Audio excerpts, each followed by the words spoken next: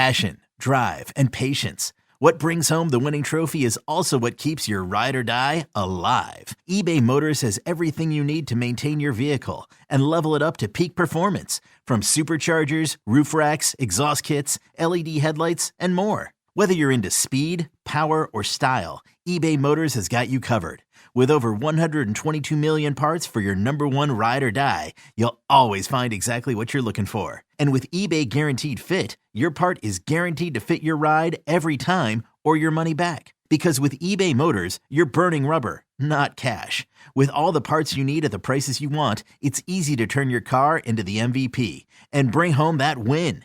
Keep your ride or die alive at ebaymotors.com. Eligible items only. Exclusions apply.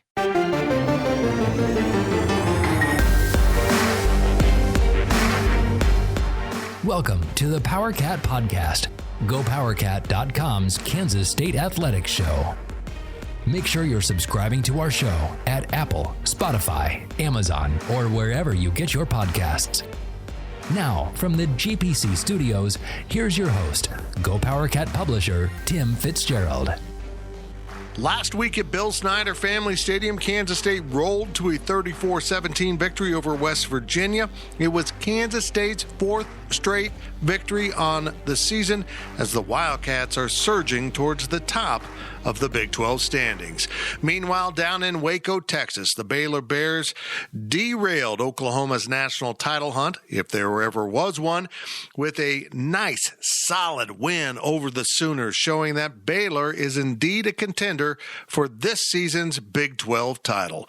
Welcome, everyone, to the PowerCat Pregame Podcast. I am Tim Fitzgerald of GoPowerCat.com, and Saturday at Bill Snyder Family Stadium, these two teams, two of the hottest teams in the Big 12 Conference, will meet to decide who will continue to rise in the standings in the Big 12. Kansas State right now, in a shocking development after losing their first three games of the Big 12 season, are 4-3 in the conference, and the Cats could finish as high as third in the conference standings with a couple of wins to finish off the regular season. Baylor, meanwhile, needs a little help, but the Bears are still vying for a shot at a Big 12 title. First, they need to get there. They need to win out their schedule and also get another loss by Oklahoma.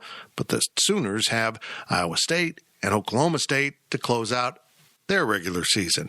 It is an enormous game for both programs as the ball will be teed up at 4:30 p.m. Yeah, you heard that right, 4:30 p.m. and being shown on FS1. Folks, we've got a jam-packed show for you today. We've got the usual subjects, but boy, we're going to go into some depth about this game, and I am really fired up about this contest because it is enormous. Wrap your mind around this. When Kansas State was 3-3 at the midway point of the season, so many fans were ready to jump off the bandwagon if they were even on it. Some were even calling for a coaching change, which was absurd at the time, considering Kansas State had just lost to three of the better teams in the conference. Should they have won one of those? Probably, but they didn't, and now the Wildcats have recovered by rattling off wins over Texas Tech, TCU, Kansas, and West Virginia, and the competition gets even better this weekend. Baylor is literally one of the biggest surprises in all of college football this season. K-State was picked to finish 7th in the preseason standings, and Baylor was picked to finish 8th. So these two teams are playing with house money right now. Nobody expected this game to be so meaningful in Week 11, but that's exactly what we have coming up at Bill Snyder Family Stadium. We have a lot in store for you on today's show. Joining me shortly will be Go PowerCat's own Ryan Wallace. He helps us out with team coverage, also covers football recruiting by Kansas State. Make sure you check out his coverage by getting a subscription to GoPowerCat.com. Wally and I will dig into this Baylor K-State matchup. And after the first break, I will be joined by former Kansas State player Brian Hanley. He was an offensive lineman on the 97 and 98 teams, and he will help me dig deeper into this contest. And then, of course, we wind it up in our third segment with our interview portion of the show, and we bring in our own Ryan Gilbert to talk about the odds and the spread on this game and all the action in the Big 12 as we take kind of a fun look around the conference to wind up the show. But we are sponsored by Robbins Motor Company. K-State fans, visit the Robbins Chrysler Dodge Jeep Ram Fiat location on Anderson Avenue in Manhattan for an exciting test drive. Robbins Motor Company, title sponsor of the PowerCat Pregame podcast. And now we bring in our own Ryan Wallace to talk about this huge game Saturday at Bill Snyder Family Stadium between the Cats and Bears. And Wally, right off the bat, how good is Baylor? Pretty good. I mean, I'll be honest. I've sort of developed over the course of certainly this year has kind of magnified it. And I think maybe Gary Bohannon at quarterback is partially, a lot, I guess I should say a lot of the reason. But even maybe going back to last year, watching Baylor against K-State and then seeing how this team has, gone on to develop over the offseason. And then, of course, during this year, Fitz, I kind of have grown to have a little bit of a Big 12 crush on Baylor. They're really fun to watch. I think more so even defensively for me than offense because they just swarm to the ball. They're uber athletic. They run the same sort of system that I think K-State kind of wants to run, but with just an upper echelon of athlete. And so then when you factor in the Tristan Ebner, Abram Smith, Gary Bohannon backfield, and then these speedy wide receivers that they have, they're just a hell of a lot of fun to watch. And without question, the strongest team that K-State will have seen since Iowa State. And I would even go a step further and say probably the most athletic team K-State has seen since Oklahoma. I agree with all of that. And on top of that, Dave Aranda, I mentioned this on my walk and talk on Tuesday, he kind of reminds me of Bill Snyder. And I know that might feel like a reach, but we're talking about longtime coordinators who were highly respected as coordinators, who passed on opportunities and honestly took a job that others didn't quite understand why they were taking that one. I think everyone thought Aranda would just wait on an SEC job, and he ends up in Waco, Texas, where he didn't really have any ties. And he just has this calm, thoughtful demeanor about him that reminds me of Coach Snyder. And the way he's constructing his team also kind of reminds me of Coach Snyder, a defense that's really fun and attacking, and just some playmakers out there just going out and they're playing a fun brand of football, like you mentioned. And I knew that when Gary Bohannon beat out Jacob Zeno at quarterback, he must be pretty good because I liked Zeno. I thought he was going to be a really good quarterback for the Bears. And this dude roars in, and he is just tearing it up, averaging 208 yards passing a game, 64%, but he's just dynamic. And that word gets thrown around, but man, you watch the plays he made against Oklahoma and that huge win the Bears had last weekend. He just has a sense for making the play. And when you got a quarterback like that, you got a pretty good football team. Well, and he's super dangerous too. I mean, I would probably say he's the most dangerous quarterback as far as a dual threat that K-State has, kind of prepared for this season since, maybe Jason Bean. And then again, Jason Bean is nowhere near the level of talent that Gary Bohannon is.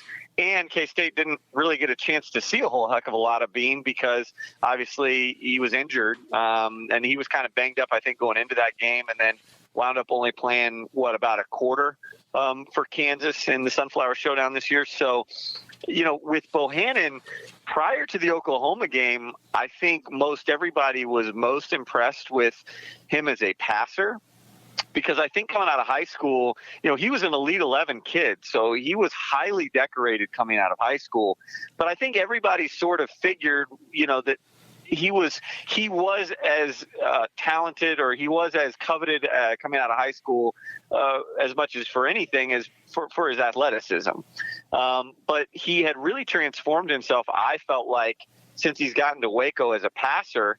And then it was like against Oklahoma, he reminded everybody what he can do outside the pocket. Because for much of this season, as I said, he's had Tristan Ebner, he's had Abram Smith, who's the Big 12's leading rusher right now. And so he hasn't been needed to do anything. But when he gets outside the pocket and a play breaks down, he's better than Max Duggan, who's, I think well thought of as a runner, a little bit different style.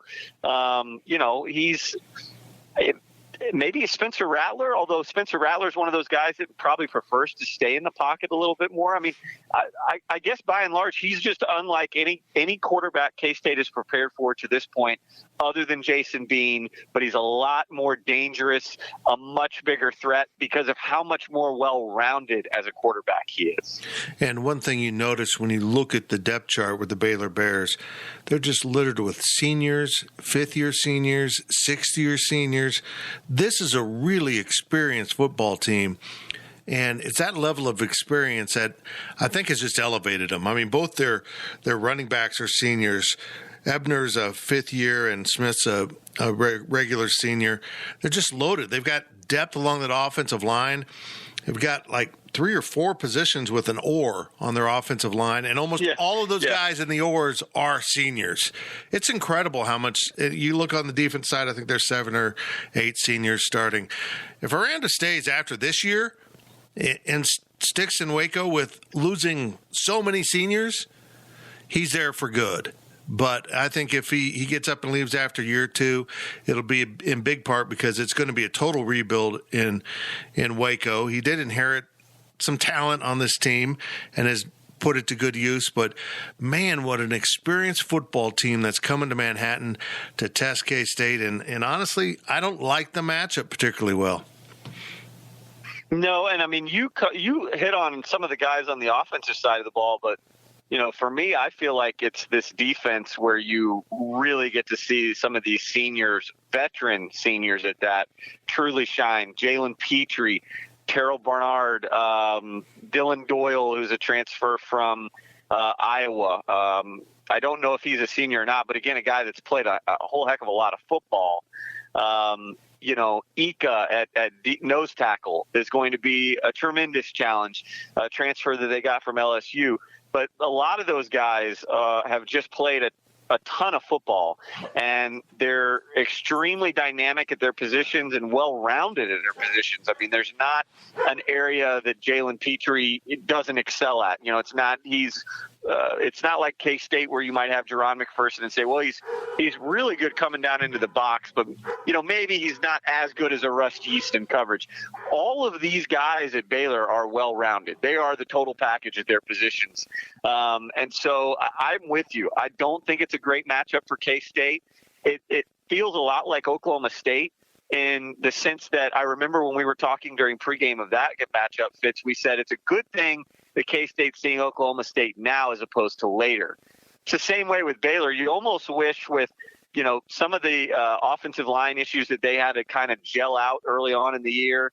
Also, working in a new offensive coordinator they brought over from BYU. This feels like a team that maybe you would have rather seen earlier in the year and not in the second to last regular season game when, oh, by the way, they're playing for a spot in the Big 12 championship game at this point. So a very, very highly motivated team. That's interesting you bring that up because that was a topic of this week's PowerCat Questions podcast, was the order of the schedule. Would you rather have it a different way? And at the end of the day, it did suck that K-State had to open against 3 really good teams. But I know this. I'm not happy about catching Baylor late, and I probably wouldn't have wanted Texas early because they were much better. So I don't know how you reshuffle the deck in the Big 12 and really change the dynamics of your schedule that much, because Baylor was pretty good at the start of the year too. They almost won at Oklahoma State. That was one of their early loss, but they were knocking off Iowa State early in the year, and they just keep getting better and better. And honestly, Wally, I think we're headed towards a Baylor-Oklahoma State Big 12 title game if Oklahoma State can just hold up in Bedlam, because I think they're better than Oklahoma. I think this is really good for the new conference to have Baylor and Oklahoma State in this standing right now as we head down the home stretch. And I just think it's interesting. K-State opened with Oklahoma State, and second to last they get Baylor, and they're getting them when they're both pretty good. Yeah, and I guess if you're looking for, a way to motivate K-State, obviously just beating Baylor, given the stature of where the Bears are in the standings and in the rankings, is probably enough to get this locker room, juiced for this one. Obviously, they're riding a big win streak, but I think it might also help the way that K-State lost at Baylor last year, to have that field goal go in and the Bears celebrate a season where they weren't really able to celebrate a whole heck of a lot.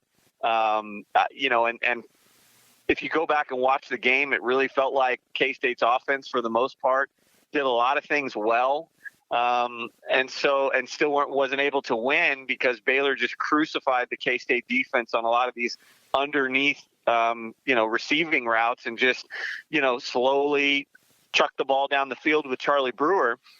Where I think if you're K-State this year, not only is it senior day, not only are you going to be, riding this win streak, but I think you've got maybe a little taste of revenge that you'd like to give the Bears this time around. And again, specifically Joe Klanderman's defense, because I think that if you were to go back and sit in a room with them right now, that's probably game tape, certainly in the second half, that they, probably regret a little bit, probably want to wash their mouths clean up. Yeah, I agree. It was not a good day for the Wildcats. A surprising, what I felt was an upset at the time, with Baylor struggling last year but finding a way to win. And now this team's going so good. And I think it's a good sign for K-State fans to understand that, hey, Baylor struggled just a year ago, and then they built off of that into what could be a Big 12 championship season. I view them as maybe the best team in the conference. I love the way this team's put together, and yet I like that K-State's getting them now. I know they're better now, but so is K-State, and I think K-State has a tremendous understanding of who they are, what they want to accomplish in all three facets of the game, and we saw that last week against West Virginia. Was that the most complete performance Kansas State's put together this season?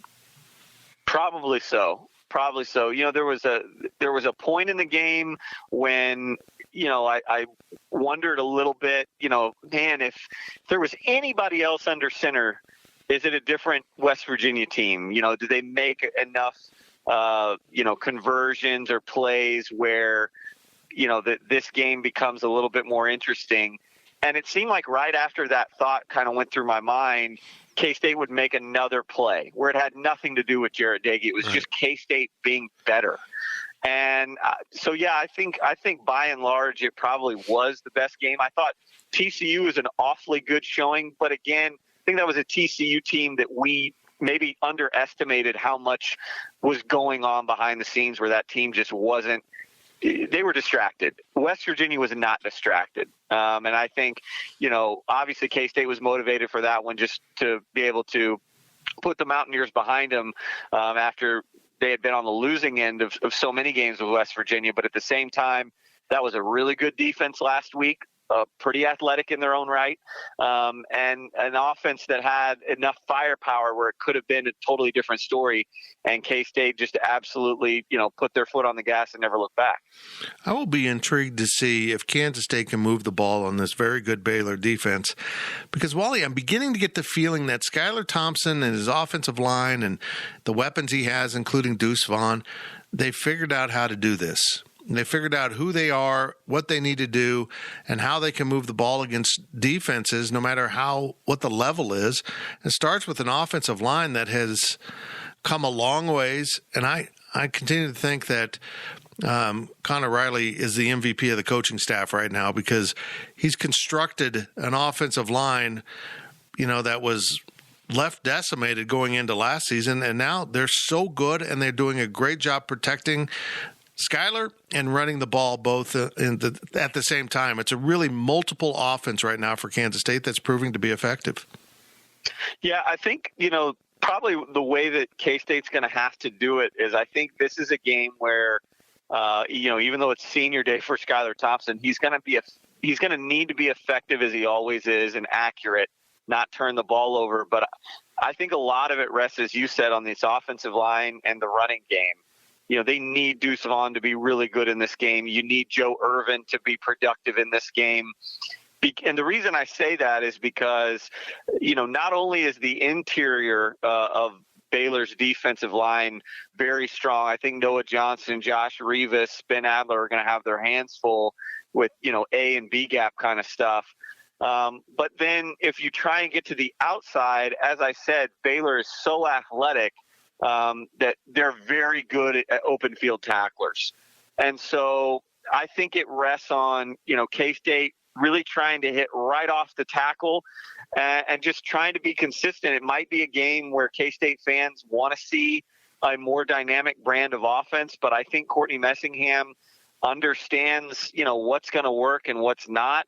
And so it might just be as simple as continuing to pound the ball off tackle and just hoping you pick up, 2 yards here, 3 yards here, 2 yards here, 3 yards here, and maybe that can open something else up. Because like I said, this is just such a balanced defense that I don't think you're just going to be able to come out and either, A, run all over them, or B, just throw it deep and be able to have success. It is going to be a little bit of a chess match, and it is going to be one of those where, you're going to have to take some 1, 2, 3 yard kind of chunks to just keep trying to convert. But they really need Deuce Vaughn. They really need this offensive line to win the line of scrimmage and try and get Deuce again, probably not 9, 10, 11-yard gains like we're used to seeing, but just stay positive and try not to take, any runs that are going to end behind the line of scrimmage. Right. The longer you have the ball, the less they have the ball. Yes. And when you flip it around, this might be the best running game from quarterback to running backs that K-State has seen all year, and it's going to be a significant challenge for this three-man front. Yeah, and the thing that scares me about, Baylor's offense is, watching them against Oklahoma, not only do you have to worry about Gary Bohannon getting outside, and obviously, like I said, some speed on the outside. R.J. Sneed is a scary guy. Tyreek Thornton has been tremendous, and he was a kid coming out of high school that was extremely fast. He's a South Florida kid, and so that, it seems like everybody that comes out of South Florida, you're born running a 4.2 or 4.3. But I would like to make you a correction. I was born in West Palm Beach. I can't run a 4.2. I can't run a 10.2. Yeah. We'll just leave that. Oh boy. Point taken. No, but the thing that did make me a little nervous watching the Oklahoma win for Baylor last week was how often they were able to and how often they want to stretch on the run play. And so that means you've got to get your linebackers outside, being able to cover sideline to sideline. And it means you've got to have defensive backs that are not only being able to get off blocks, but make open field tackles. And that's not been something I think that's been K-State's strong suit. I do think they're a whole hell of a lot better this year than they were doing that a season ago. I think it's a more sound tackling unit.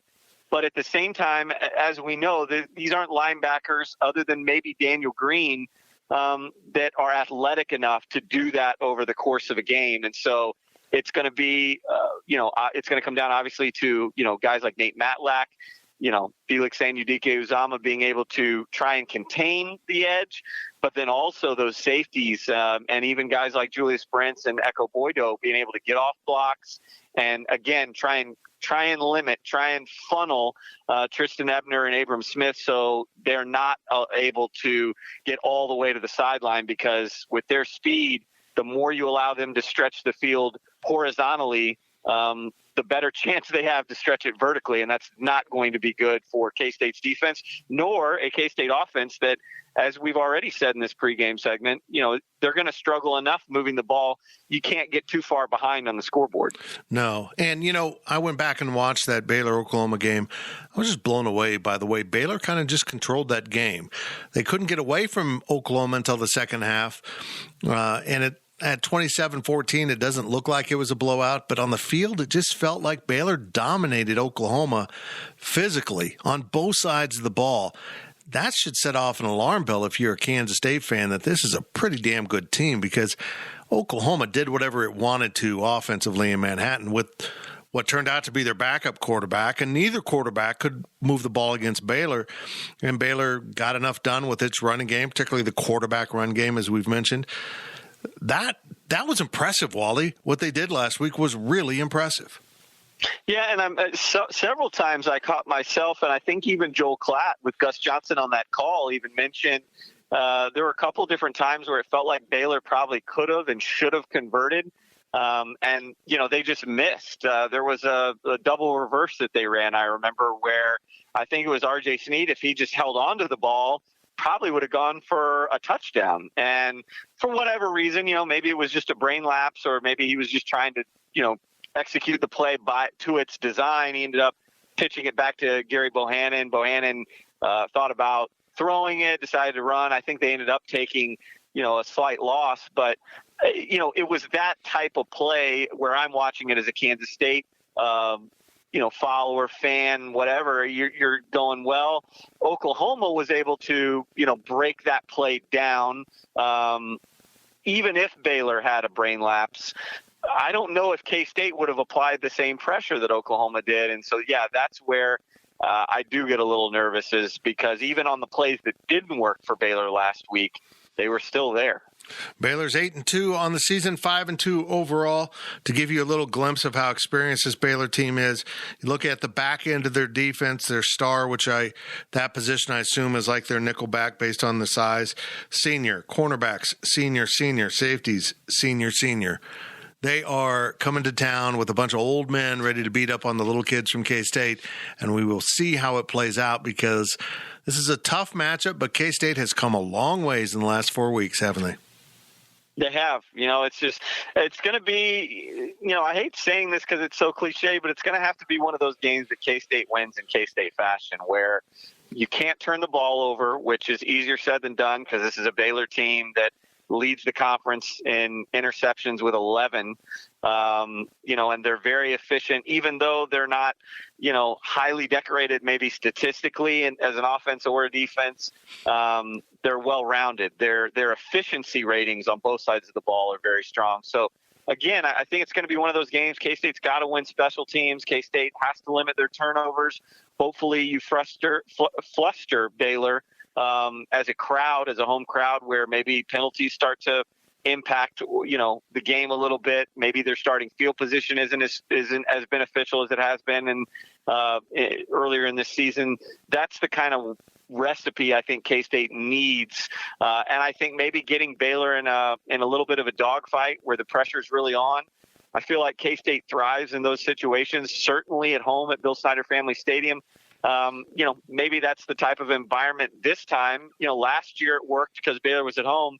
Maybe when they're the road team and they're the favored road team let's see how they handle that type of scenario. That's, to me, the recipe for a victory for K-State. Well, I would agree with all of that. His name's Ryan Wallace, and he helps us out with football team coverage. He also is in charge of our football recruiting coverage and does a kick-butt job with that. Ryan, I appreciate it very much.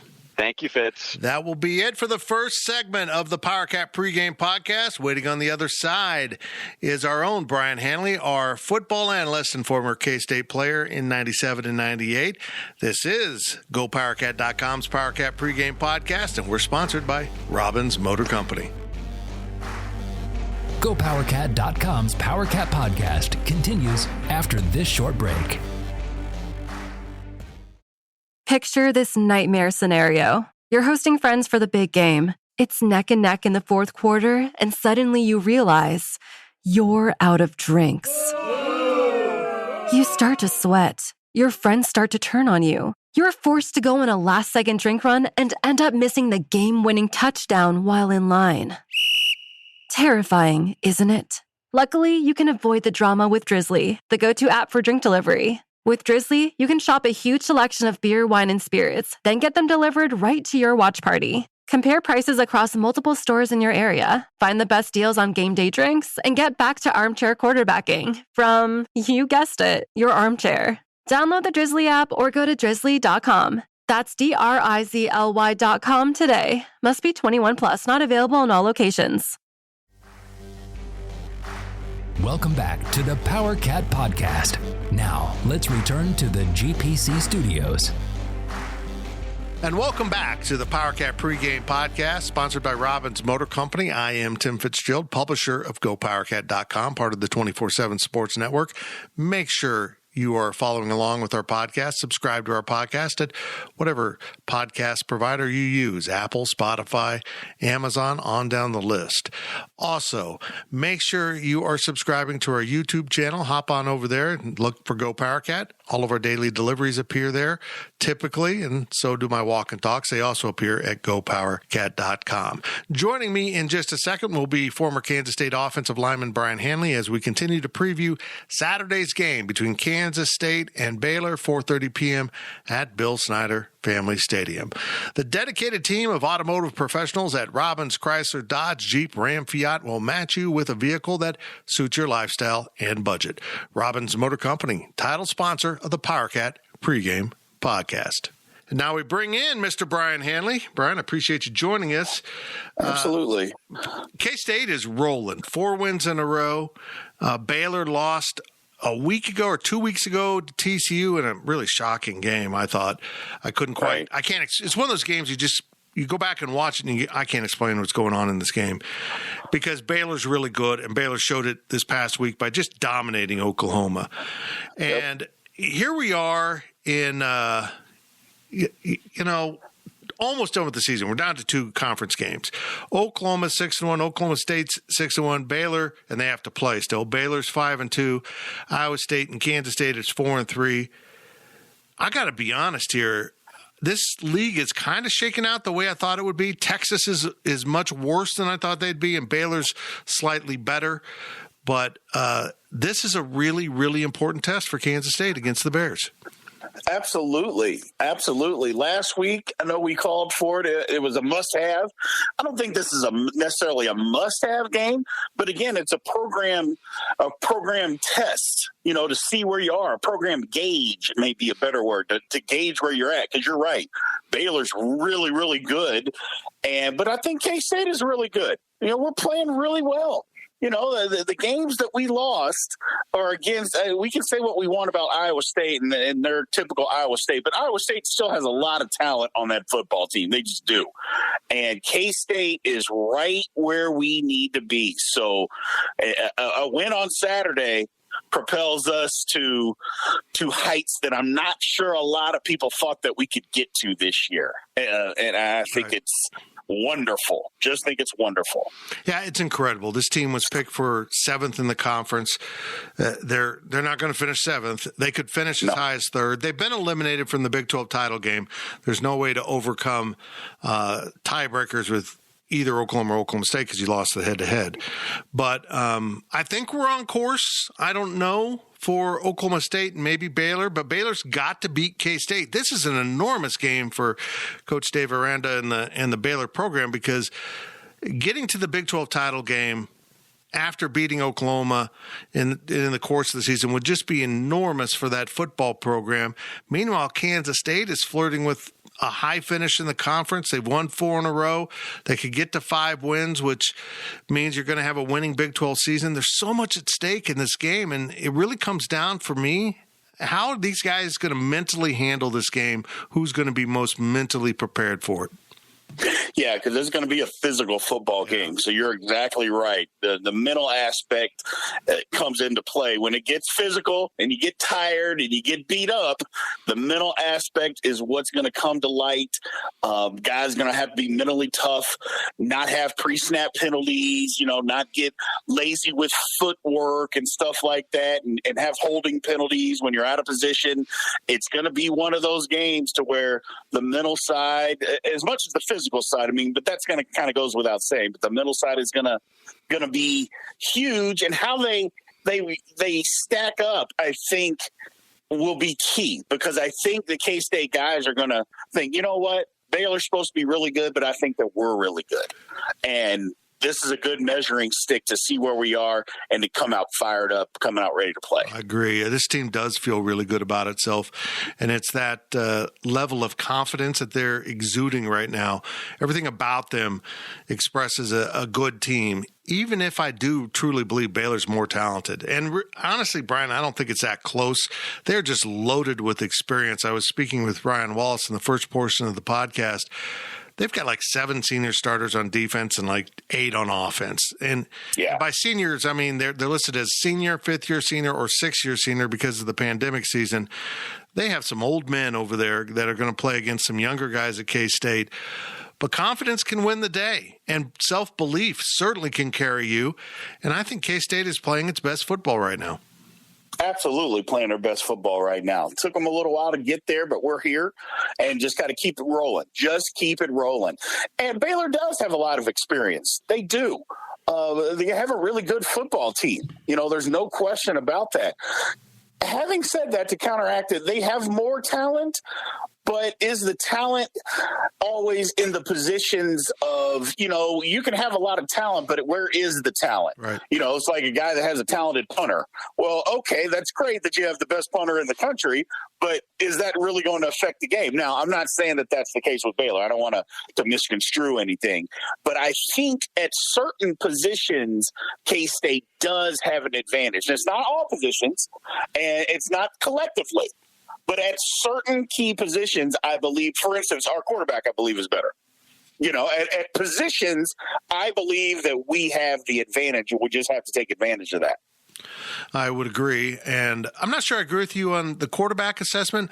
I like Bohannon a lot. He's got a little Michael Bishop in him. He's not the same dynamic runner, but he's got that kind of what am I trying to say here? He just is a little helter-skelter at times because he's so damn athletic, and he showed that against Oklahoma with the run game, but he just loves to sling it also. He's a fun quarterback to watch. He is a fun quarterback to watch. The reason I say that, I'm not sure he's as accurate as you need them to be, as a quarterback to be. Michael Bishop wasn't accurate his junior year. Senior year, he became a lot more accurate. And I think Skylar is a lot more accurate. I'm not saying he's a better athlete or it can run the ball or anything like that. I just believe at the quarterback position, as far as accuracy and getting the ball where it needs to be, I think he's better. Having said that, he's extremely athletic. He is. It's going to be a handful for us to keep him under control. It's going to be a handful. But I think we have the scheme and the players to be able to slow him down. We're not going to be able to stop him. So, if we think that we're going to stop him, that's not the case. But slow down, keep under control, yes. Well, I'm going to be really intrigued by this game because this Baylor defense is so good, so fast, but I feel like K-State's offense has found itself, and I feel like they truly believe and are capable of moving the ball against anyone. And a big part of that is the cerebral part of the game that Skylar is bringing now, getting the team into the right plays at the right times, like changing the play in the huddle that came in and going to the Sammy Wheeler pass down the seam that was just perfectly executed. Is K-State going to have to take chances against this dynamic Baylor defense, which, by the way, just clowned a really good Oklahoma offense, just made them look just disoriented and out of sorts the entire game in that 27-14 win. Are they going to have to be dynamic and go for it, or are they just going to have to be so rock solid and possess the ball and try to just kind of bleed out this game on Baylor? Well, I think it's a combination of both. They are going to have to possess the ball and sustain drives. But Fitz, you've been calling for it. I've been calling for it. Mm-hmm. It's the second to last game of the year. At some point, let's empty the playbook. Let's empty the playbook, and this is the game where we got to do it. We're going to have to pull out because this is going to be a test. Baylor is really good. Just watch them on film. They're really good. Let's empty the playbook. Let's throw things at them that they haven't seen. Run a whole bunch of, even at the beginning of the game, a bunch of scripted plays that they haven't seen. Let's empty the playbook. And having said that, again, the emptying the playbook doesn't mean that you have to score a touchdown on trick plays and stuff like that. It just means you're going to do a lot of different things that you've practiced that you haven't put into the game yet. Let's do that. Sustain drives and keep their offense off the field.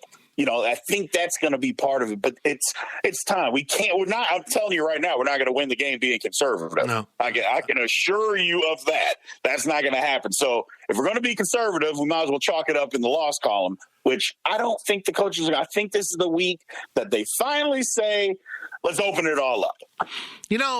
These coaches came from a system at North Dakota State where they were just better than everyone. And they didn't really have to get too creative with play calling because they could man up and beat people.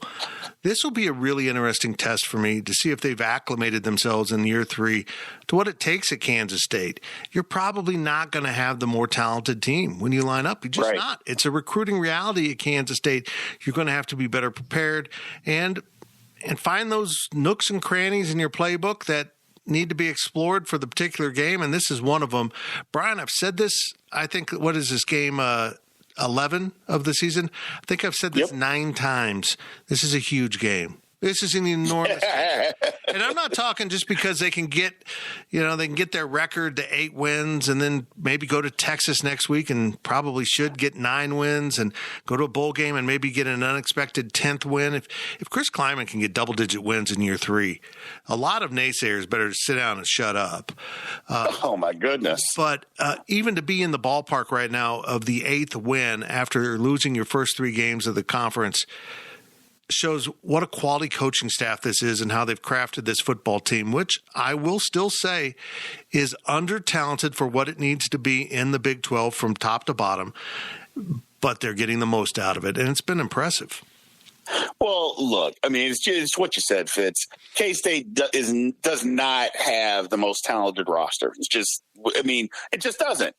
Having said that, you can find ways to attack and to defend in ways to your benefit to where you can win football games, and that's what we're doing right now, So I think to look at it in that aspect, fans, we have to be happy at where we're at. We have to be happy because at the beginning of the season, I'm not sure there were many people. Now, again, we got to win. We got to go win these games, but I don't think that there was a whole lot of people that thought we would have the opportunity to even be at the 8-win, the 9-win mark. I think people thought, well, first of all, people didn't think Baylor was going to be any good, and we always give Texas a ball game minus last year. So I think they may have thought, okay, at the end of the year, we're trying to get to 6 wins. Trying to get to that level. Well, we're past that. And I really think that, this is an opportunity. And you're right. It is a big week. It's a big week to say, you know what, we're better. The program is better than what we anticipated. We're past this point. We're not mediocre. Last year was an aberration. We're not that. We are better. And the K-State program is better. And look, here's Baylor, highly ranked, highly skilled, highly talented, but you know what? We can go and beat them, and we beat them. That should be the motivate for the players, should be the motivation for everybody to just say, this is where we are. We're a better program than what everybody thought that we are. Let's take a step back. Coaches are doing a good job, and then let's capitalize with recruiting and keep moving. Well, Baylor has a lot at stake here. They are in great position to be in the Big 12 title game. All they need is another loss from Oklahoma, and Oklahoma's got Iowa State, Oklahoma State back-to-back. That'll be a challenge. If Baylor can come to Manhattan and win, they go home and close the regular season out with Texas Tech, they will probably be in the Big 12 title game. And that would be an enormous statement for the Baylor program. K-State, as I mentioned earlier, has been eliminated from getting into the title game because they're 2 games back of Oklahoma and Oklahoma State, who they both have lost the tiebreaker to. But this Baylor team is going to come in locked and loaded and focused. They're not going to catch a West Virginia or maybe a Texas next week that has something else on their mind. This team is pinpoint, laser focus on what it needs to do, and that ups the ante quite a bit in this game. And I'll be fascinated to see if K-State answers that bell from the very start, because sometimes, Brian Hanley, I hate to say this, in the games against the best opponents, K-State kind of turns its shoulders a little bit. They don't take on the hit full on, and it's bothered me. It's time to line up and play with a really good team. Well, it kind of goes back to what we were saying earlier, is this is your barometer. Mm-hmm. They're supposed to be bigger, or they're supposed to be better. They got better players, more talent. And so it's time to see you measure up. And if you take a step sideways, and I'll be frank with you, it's kind of what you said. If we take a step back and it's not a good game and we get whipped, I'll be disappointed, to say the least. I'll be disappointed because this is a chance to prove something. For lack of anything other than that, this is a chance for you to prove who you are as a program. We lost those 3 games. Okay. So if those 3 teams are better than us, are we conceding that Baylor is too? I don't think we need to do that. Right. I don't think we should do that. I think now we come out and it's a close game, whatever the case, and either we win or we lose close. Fine, it is what it is. But if the game gets sideways quick, I'll be disappointed. Or if it gets sideways at all, I'll be disappointed because we're not as good as what we thought we were, which is okay. That's still okay, but I just think that this is a game that the guys just need to come out and lay it on the line. The coaches included. Like I said, empty the playbook. Go find a win. Go get a win against a team that's more talented than you. Right. Give your team the best chance to win, and if that's getting really creative in play calling and lining up and attacking on defense, which is something that is paramount for this team, the second they get a little passive and go to zone, it drives me nuts because they just aren't very good at it. They're not very good at covering those underneath routes if the quarterback has time. And it's amazing to me to see what happens when Kansas State can successfully pressure quarterbacks, how they melt down. We didn't see it early in the season. Brock Purdy operated at will. Spencer Rattler operated at will, and they put up big stats. Last week, Jared Dagey got pressure, was never comfortable, made silly throws, had some unfortunate bounces, and, the second play of the game with the interception. And they got to the quarterback and rattled him. I don't know if they can do that with Bohannon, but, boy, they better line up and be ready to attack him while trying to keep him contained, because if you miss him, he's gone. Correct. Yeah, we got a lot of things to be concerned with on the defensive side of the football, but the first thing is tackle. Got to tackle, got to run to the ball, got to swarm. And then, bring pressure. And like you said, just when we go to the zone, we're just not good at it. And it seems we could rush 100 guys. And if we're sitting back in the zone, it seems like there is always somebody open. I don't know what it is. I think it's just what you said. I just don't think that we're very good at it. Get pressure, keep the guy under control, keep him contained. I don't know if that means that you have Daniel Green be a spy. I don't know that you should do that this week. I think I don't know that that's his strength in doing that. I think he needs to just pressure and go in and go hit somebody, get to the ball and just have bad intentions. But whatever we need to do, I think it's I just think pressure. Don't let him run it, number one, and then just pressure. Just pressure him. Make him make the throws. Like I mentioned before, I'm not sure he's as accurate of a passer. At least I haven't seen that so far. I know he makes some plays, but I don't think he's as accurate as a passer when it has to be pinpoint precision. So play man, pressure him, see what happens. 2012, week 11 of the college football season. Kansas State went to Baylor, unbeaten, big dreams. Baylor's come to town. They don't have dreams of a college football playoff or championship, but they certainly do have a Big 12 title. Baylor won that game 52-24. Kansas State, can they pay him back? Brian, you think they'll get it done?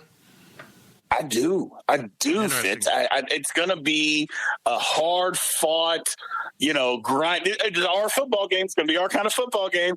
Just punch them in the mouth repeatedly over and over, both sides. But I think it's going to come down they're going to make a mistake at the end of the game. I think we're going to get a big turnover. We're going to get a late lead, and they're going to have a turnover, and we're going to assault the game away that way. I believe that's what's going to happen. K-State wins. Tough game, but I think we pull it out at home. And throw the ball to the tight end, please. It worked last week. Absolutely. He's going to be open. I know. Thank you very much, Brian Hanley. He is our football analyst, and he kicks butt at it, and we appreciate it very much. After this break, the transfer portal's been huge for Kansas State, and we caught up to one of the guys that came to K-State through the portal, Timmy Horn, the nose tackle for the Wildcats, is next up on the PowerCat pregame podcast. And after that, Ryan Gilbert and I will convened to talk about the odds and who we think is going to win all around the Big 12. I'm Fitz, and we'll be right back on the PowerCat Pregame Podcast, sponsored by Robbins Motor Company. GoPowerCat.com's PowerCat Podcast continues after this short break. Getting the crew together isn't as easy as it used to be. We get it. Life comes at you fast. But trust us, your pals are desperate for a good hang. And when they hear you stock the party with drinks from Drizzly, they'll be banging down your door. Let Drizzly, the go-to app for drink delivery, take care of the supplies. All you need is an excuse. It doesn't even have to be a good one. It's your dog's birthday. The loquats are finally ripe. Whatever. With Drizzly, you can compare prices on a massive selection of beer, wine, and spirits and get them delivered straight to your door. Which means you can entice the crew to leave their houses without ever leaving yours. Whatever the occasion, download the Drizzly app or go to drizzly.com. That's DRIZLY.com today. Must be 21 plus, not available in all locations. Welcome back to the PowerCat Podcast. Now, let's return to the GPC studios. Welcome back to the PowerCat Pregame Podcast, sponsored by Robbins Motor Company. I'm Tim Fitzgerald, publisher of GoPowerCat.com. Two segments are in the rearview mirror as we preview Kansas State and Baylor meeting at 4:30 p.m. on Saturday at Bill Snyder Family Stadium. In just a moment, we will bring in Ryan Gilbert from the GoPowerCat staff to talk about the spread on this game and look at all the odds across the Big 12 Conference as we give you a conference preview with the numbers that Vegas put out. But first, it's time for our interview segment. And Kansas State looked towards the transfer portal for a lot of help on defense. And one of the guys they found was a giant defensive tackle out of Charlotte named Timmy Horn. Now, when a player comes from a program like Charlotte, you kind of wonder how effective will he be? Well, even though he hadn't stepped on the field, Timmy Horn started winning hearts and minds in that locker room immediately, and the shocking development came out before the season. He had been elected by his teammates as a team captain.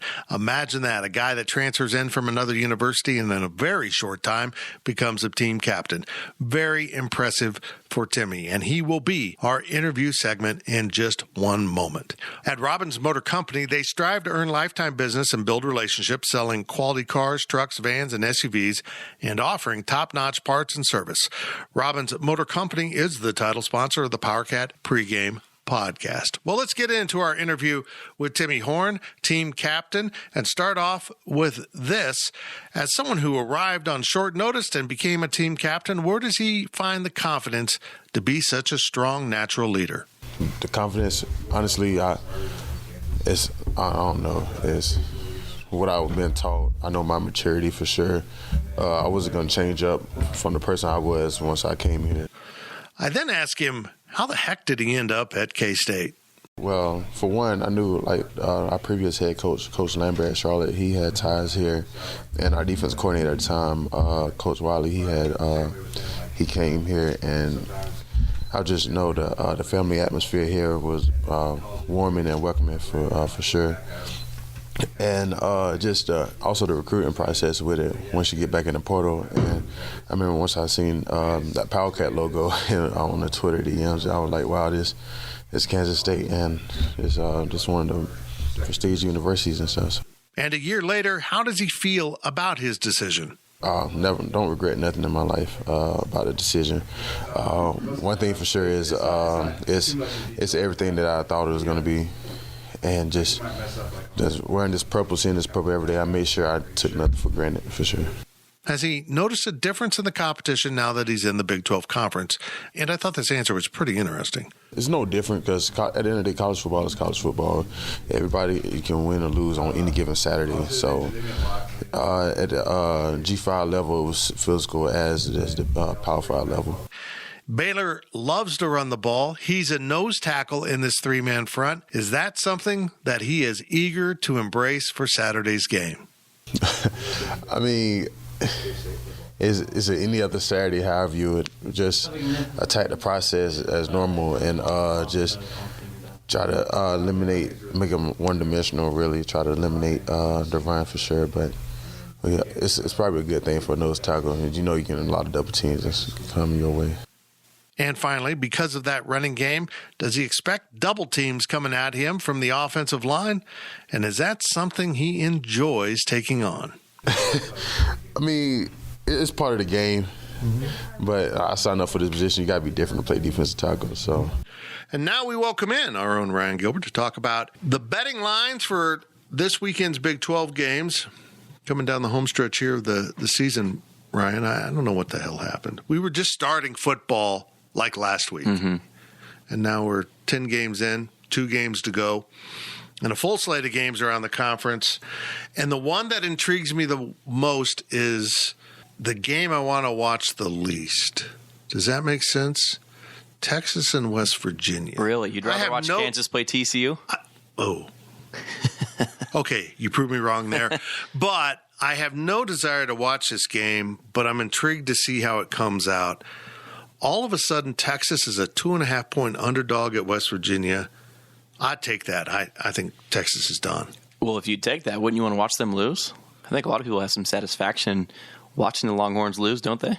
It's a funny thing. I mean, it's fun to watch. People always talked about Notre Dame's great TV ratings and now Texas, and part of it is exactly that.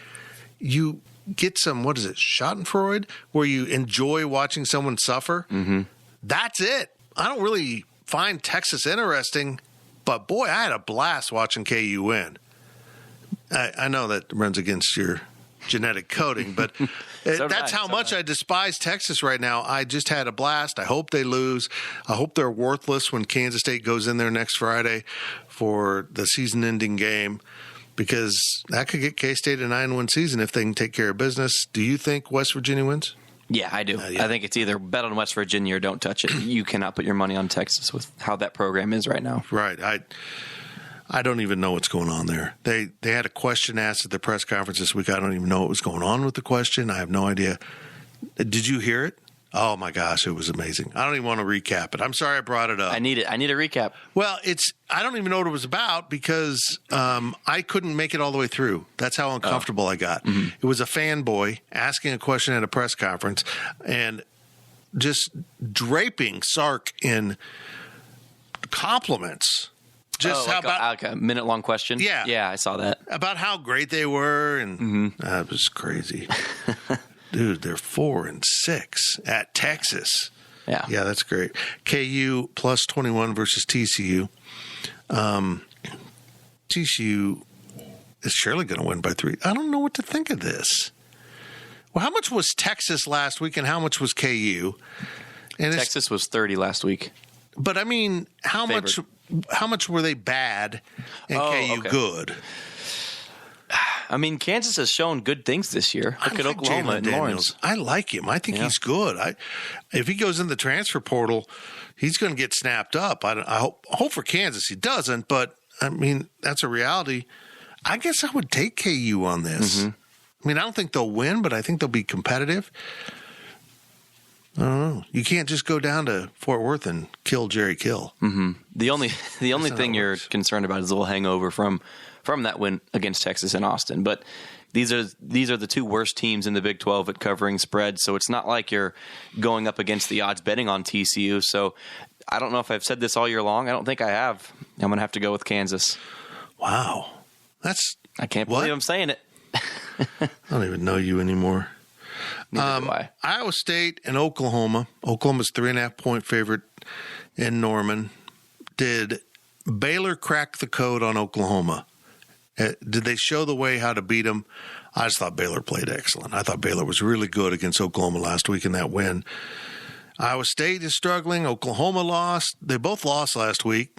Boy, the context of this game changed a lot. What do you feel about this game? I think Oklahoma is more of a top 15, top 20 team in the nation. They were never a top 10 team, and most teams know that, and they got exposed. But it's not like they're going to lose every game from here on out, including a bowl game or the Big 12 title game if they make it. I think Oklahoma is still a quality program, and you look at both of these schools, what's Iowa State playing for now?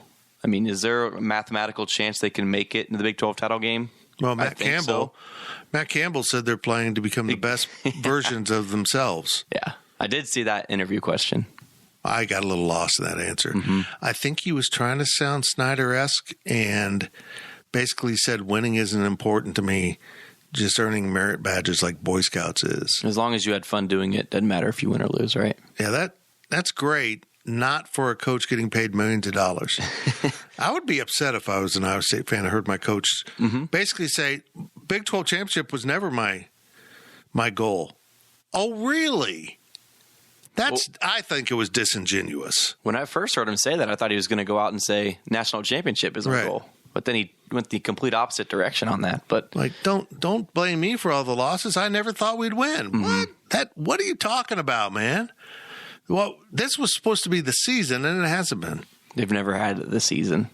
No. But with this game, this opened at 8.5 points, I believe, and now it's down to 3.5. So fade the public all the way here.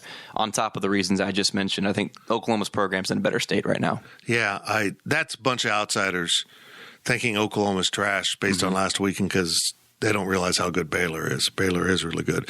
Oklahoma State goes to Tech, a night game. Oklahoma State's favored by 10.5. I feel like Oklahoma State is the best team in the conference as we sit here right now. This feels sketchy. This feels like a trap in Lubbock. It just does to me. They beat them before at night down there. What do you think? I don't think it's much of a trap. I mean, I get what you're saying, but Oklahoma State last weekend was only favored by, 13 against TCU, and they won by like 40 or 50. So Oklahoma State's playing its best football of the season right now. Right. I think most people would agree on that. And I didn't know this until I looked at the numbers. Oklahoma State has covered every spread in the Big 12. They lost their first 2 games against the spread, but then they've covered ever since then. Wow. So, I mean, if you're just going to go based off of those numbers, why not? Bet on them. It's like KU betting against them until they can cover. Until Oklahoma State doesn't cover, put your money on them. You know how weird it gets at Lubbock at night? Do you have any idea? Do the tortillas glow in the dark? Well, I can't talk about it, everything that goes on, because this is a family podcast. It just gets weird. You learn a bunch of things about your family tree. It's a rather rowdy crowd. That one is going to be fun to watch, but not nearly as the one that takes place in Manhattan. I want to remind people once again, it's a 4:30 kickoff. I know you've never shown up for a game at 4:30, at least that I can recall. What a weird time. I mean, it's going to be getting dark it's weird. It's turned into a pick'em. K-State opened as a favorite. I'm stunned by all of that. I think Baylor's about a 3-point favorite in this game if I was setting the line. I don't understand how K-State opened as a favorite. Baylor's coming off a win over Oklahoma. I didn't get it at all. What are your thoughts on this game? You know what? I always am a believer that Vegas knows something that the average person, including me and you, don't know. But absolutely, Baylor only has 2 wins on the road this whole season. One was against, I think, Texas State or some small school in Texas and Kansas. So really, that's interesting info. And that's probably exactly what their road struggles are definitely a big reason behind that. But I think if you look at the talent, simply talent and little X's and O's and stuff like that, I think Baylor's probably the better team, but they're a warm weather, team hosting a cold weather team is Kansas State. So that's a plus for K-State. And I talked about Oklahoma State. I think K-State's probably second behind them as far as playing its best football of the season. So I see both sides to this one, Fitz. I really do, but I'm going to have to go Baylor. I think K-State's going to come back down to earth at some point. Is this the game? Maybe, maybe not. But, Baylor should be favored by a touchdown, at least in this game. I just don't get how Kansas State was initially favored. It doesn't make any sense to me. I didn't either. It's supposed to be 61 a high on Saturday here in Manhattan. So what about when it gets dark? It will. It will. And you tripped into one of the things that I truly believe in is when a warm weather school, players that practice in warm weather have to come north and play in a colder game, and 50 degrees at night can feel that way to those kids. They turn their pads. They don't want contact. You see it over and over again. And that's an interesting point. Look at the Packers last weekend against the Seahawks. Seattle didn't score any points up in the snow. Yeah. You want to know why? Because they're not used to it. Because the tundra was frozen. That's the way it is in Green Bay in the summer. So you think K-State or Baylor wins this game? I have Baylor. You do? I don't blame you for that. I haven't really decided on what I'm doing. I'll post my 5 keys to victory later in the week. I'll do my on-the-line actual picks on the spread for the whole Big 12. I haven't decided what I'm doing. It's my heart and my head are battling. It's tough. It's very unfortunately, tough. I don't know which one's got which side. I mean, seriously, I feel like Baylor's a better team, but my head said I've just got a feeling about this K-State team. They found themselves on both sides of the ball. Mm-hmm. I don't know. We'll find out really. You got to find a way to get a big player, too, on this Baylor defense. You do. You absolutely do, because they're going to get a player or two on you. Yeah. They really will. Ryan, thank you very much, man. Thank you.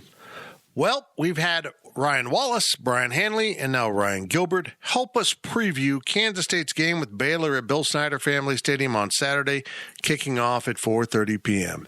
As I have mentioned a few times, this is an enormous game for both programs. The winner will continue to elevate their standing in the Big 12, while the loser will have their momentum slowed down as they head into the final week of the season. Texas awaits Kansas State next week down in Austin on Friday. But first, the Wildcats, standing at 7-3 on the season and 4-3 in conference play, must cast aside Baylor if the Wildcats want to finish as high as third in the Big 12 final standings. So much needs to still take place during this football season, even though we've got 10 of the 12 regular season games now behind us. I appreciate you listening to the PowerCat Pregame Podcast. Once again, please subscribe to our podcast at Apple or Spotify or Amazon or wherever you get your podcast. Make sure you're subscribing so it's always available and in your inbox. Kansas State and number 11 Baylor, Bill Snyder Family Stadium, 4:30 p.m. right here in Manhattan, Kansas on Saturday. I'm Fitz, and I will see you at the Bill. Thank you for listening to the PowerCat Podcast. Make sure you're subscribing to our show at Apple, Spotify, Amazon, or wherever you get your podcasts. PowerCat Podcast. All rights reserved. GoPowerCat.com.